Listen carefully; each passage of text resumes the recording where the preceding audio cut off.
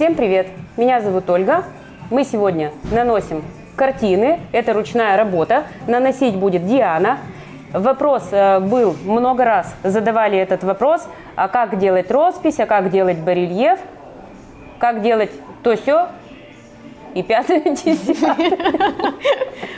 Давайте приступим к нанесению и будем параллельно задавать вопросы. Всем привет! Сегодня мы будем делать картину, состоящую из 3 частей. Вместо масла мы будем использовать декоративную штукатурку, конечно же. Это Караваджо и колера. Но первое, что мы будем делать, это, конечно, выбирать кисточки, их огромное количество. Палитры у нас нету, поэтому мы из подручных средств. Кисточку возьмем вот такую. И первый слой это у нас будет грунтовочный. Вот такая у нас декоративная штукатурка. Она очень сильно напоминает масло, потому что она такая текучая. И ей будет хорошо имитировать мазки. Мы сразу же возьмем большое количество на палитру. Так, ложка это у нас вот этот, такой серенький цвет. Немножко капнем. И теперь волшебство.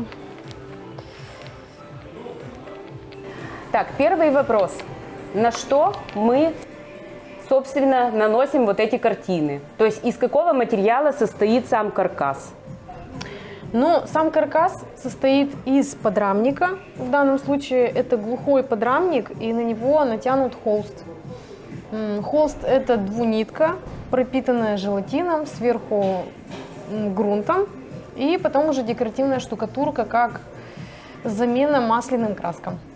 А можно я такой вопрос задам? Что такое желатин? Это какая-то сухая смесь или это жидкий какой-то состав? Желатин – это вообще пищевой желатин. Он используется художниками как основа для пропитки ткани. То есть люди могут его купить в продуктовом магазине? Да. Желатин. И разводится он, наверное, как-то пропорционально, на пакетике написано? Да, действительно. А там нету каких-то особенных, не знаю, премудростей. Просто его нужно развести на огне. То есть вы его разводите с водой, там все написано прямо подробно. И потом остужаете до вот этого желатинового такого состояния. А он по холсту наносится и что происходит с холстом? Он не дает краске проходить наружу, то есть сквозь ткань. Вот это самая основная задача. Он заполняет поры между нитями. Да. Вот если быть точнее. Ну и поэтому непосредственно желатину мы наносим уже картину.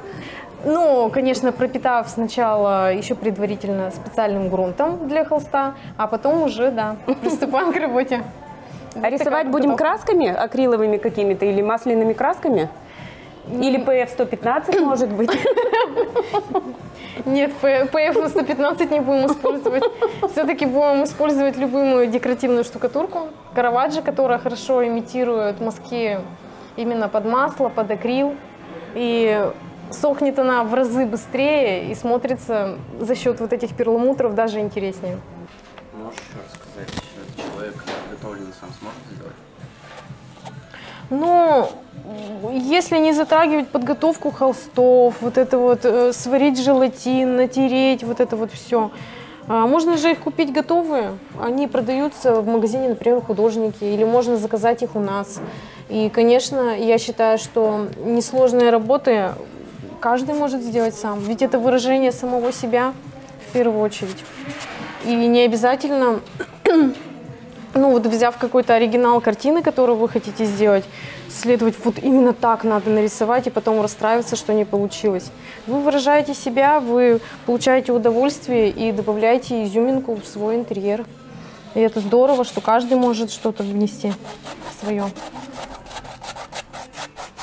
Так что да.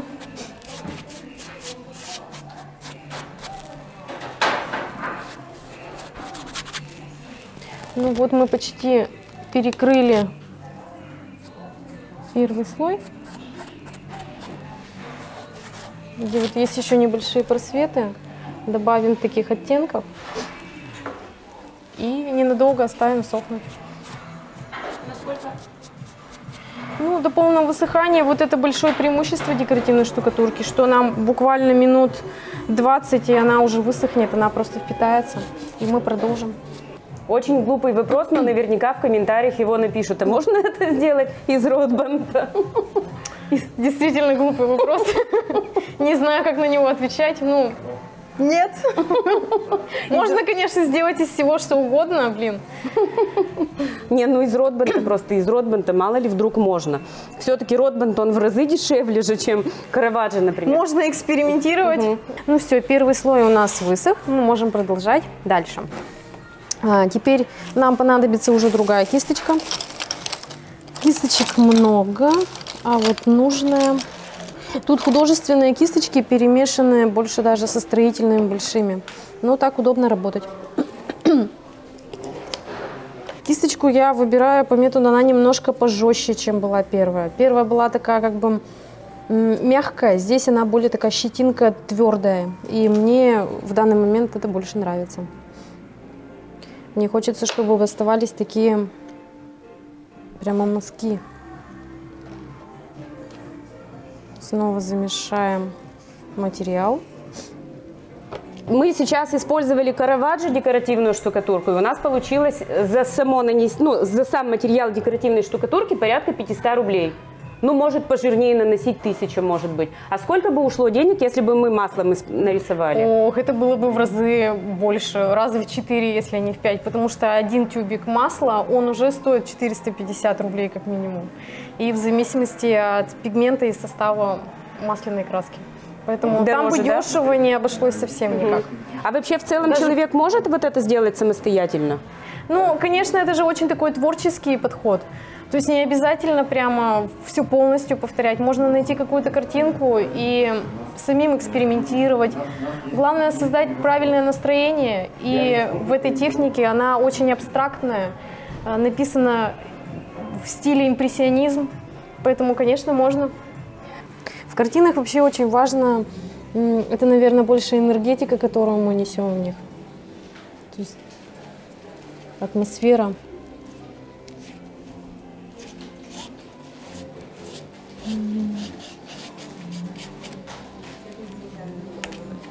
Так.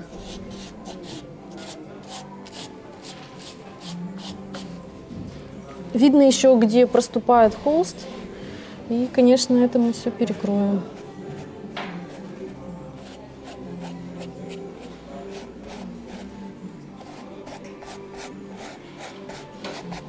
Я вот хочу еще вопрос такой задать. Можно очень коротко описать нанесение? Что мы наносили? Первый слой кистью мы наносили, да, хаотично? Первый слой это был как подложка, он был такой не однотонный, для того, чтобы он просвечивал, чтобы он смотрелся более интересно. Использовала я кисточки разнообразные, мастихин. Ну, то есть все средства хороши, можно чем угодно. Тоже, да, я тоже за то, что все средства хороши. Что под руку попало, то и в работу. Да. Все, что удобно оказалось. И использовали разные цвета, и примесь колера делали вручную. Да, действительно, цвет подгонялся вручную, но была ограниченная цветовая гамма. То есть нужно было в таких серо-коричнево-рыжих оттенках держать всю композицию картины. А вот это блестящее, что это? Это поталь. Она продается во всех художественных магазинах и наносится... Сначала мы промазываем основание клеем ПВА, а потом наносим саму поталь. Пластинками там как раз видно хорошо. Вот мы пока разговариваем, а вы поставьте лайк нам, а то забудете. Мы будем потом. радоваться, да. Знаю я, забудете.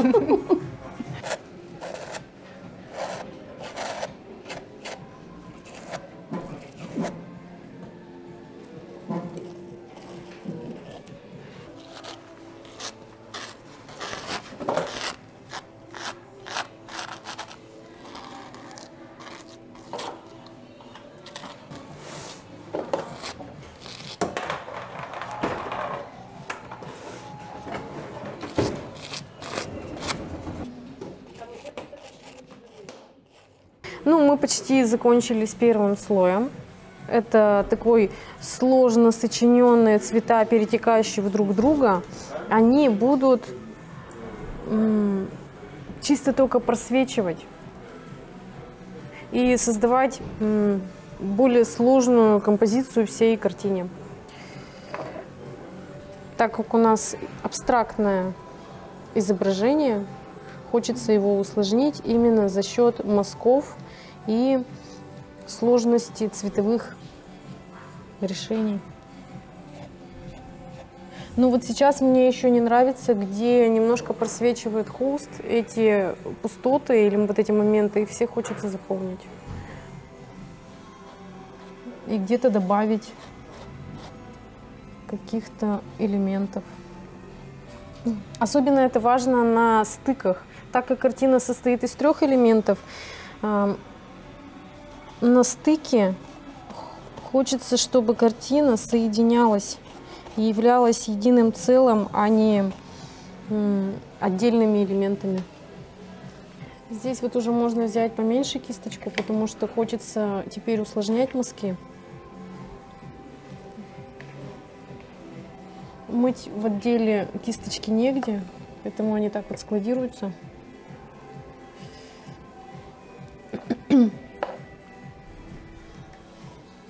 Так.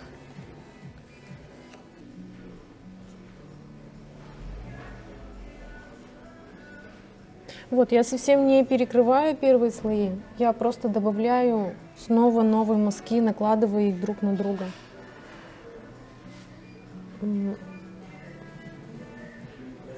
Теперь немножко.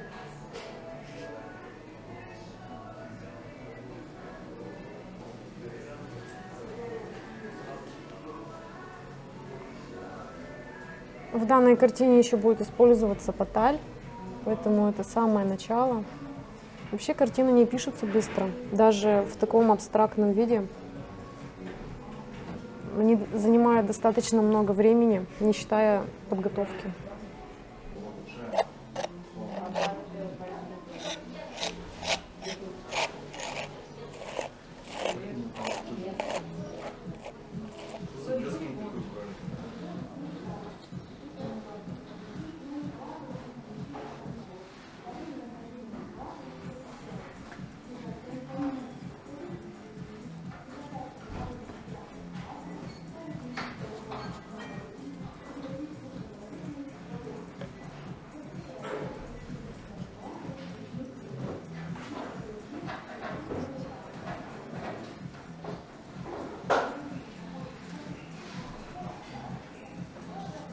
Какие еще вопросы могут возникнуть? Надо ли это сверху лаком покрывать?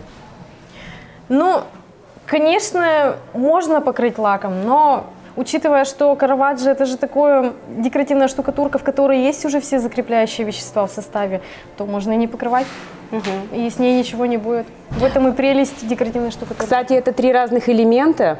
3 разных элемента картины. Их просто временно соединили между собой, а на стене они будут висеть через небольшое расстояние. Это очень симпатично смотрится. А еще можно серединку делать больше размером.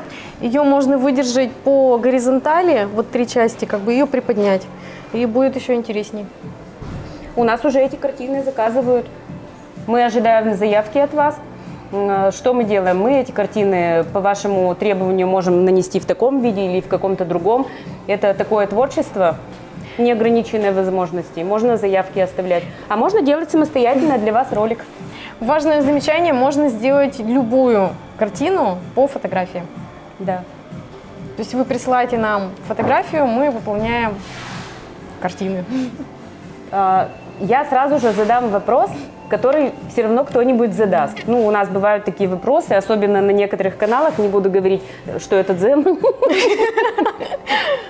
Там у нас особо такая аудитория, очень придирчивая. Я сразу же задам этот вопрос.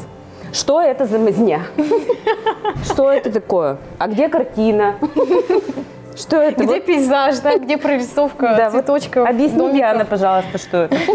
Ну, во-первых, это все выполнено очень современной технике, и оно в абстрактной, в технике импрессионизм, и оно будет актуально для любого интерьера, именно современного.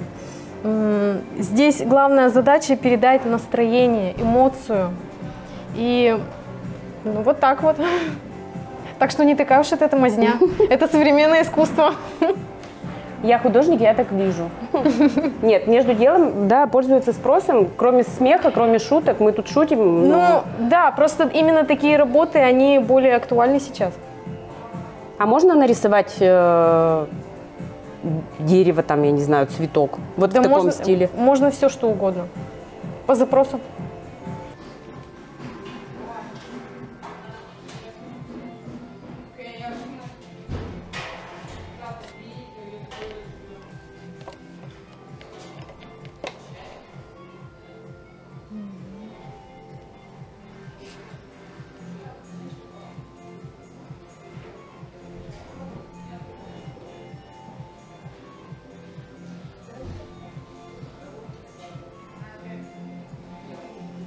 Сейчас мы будем клеить поталь. Ее можно приобрести в любом художественном магазине. Клеит ее на клей ПВА. Так, сейчас мы ее распакуем. Вот так.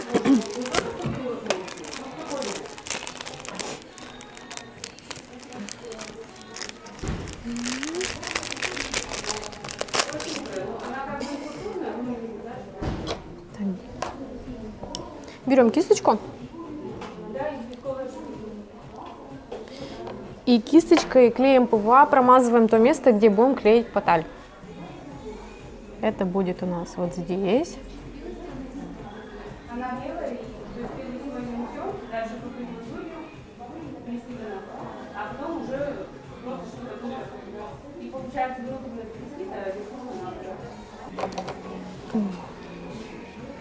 Она очень хрупкая и легко рвется, поэтому надо быть с ней аккуратным. Вот она уже порвалась. Но ничего страшного, потому что нам нужны маленькие кусочки. Мы ее прислоняем к нужному месту.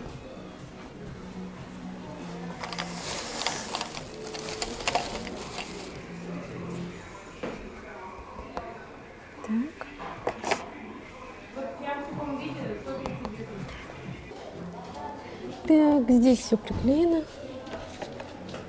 Ну, раз уж.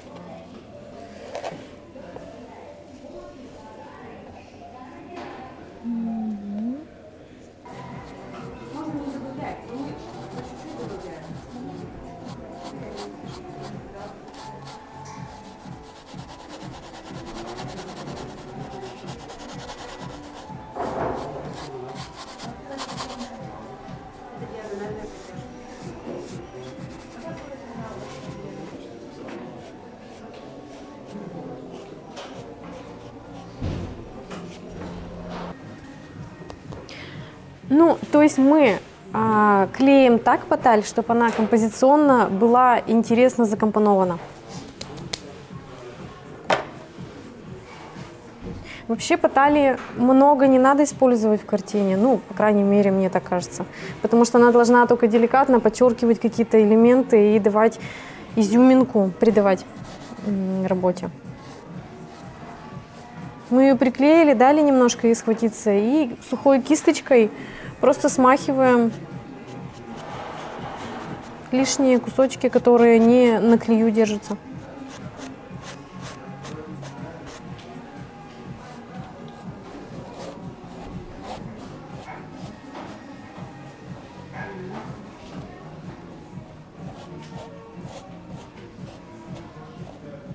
Так.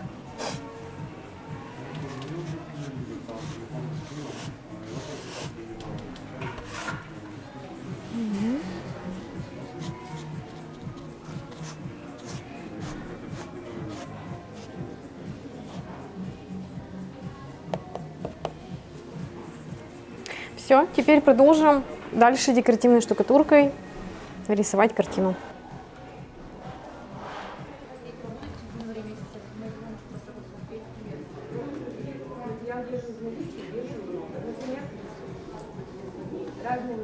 Немножко внахлёст, перекрывая поталь, чтобы было наслоение.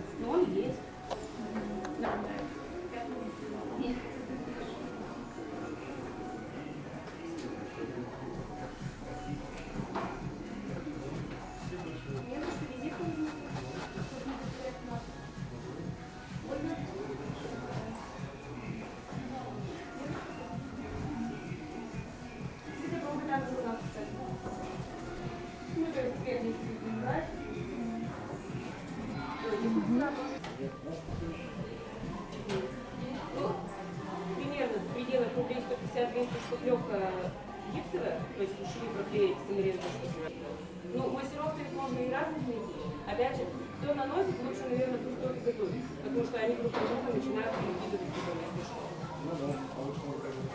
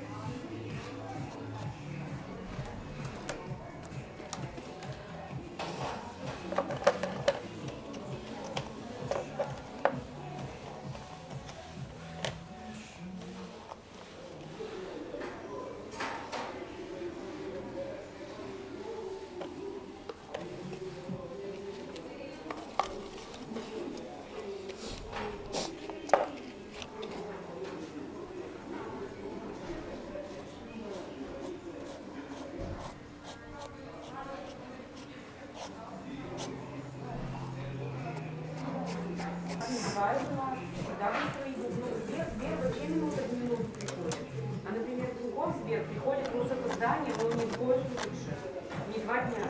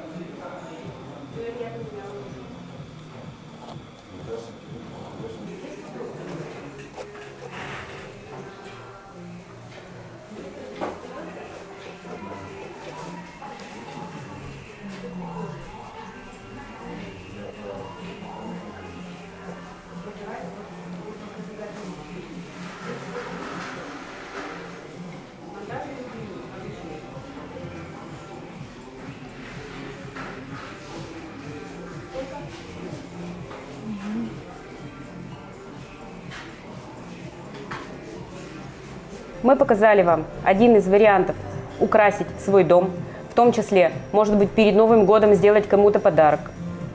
Такие вот идеи. И мы просим вас оставить комментарий, нравится ли вам такой формат видео. И не забывайте поставить лайк, подписываться на наш канал. Еще раз Диана, вы ее у нас уже видели в роликах. Художник-декоратор, продавец-консультант, дизайнер, Гора Декор. Да. Всем пока!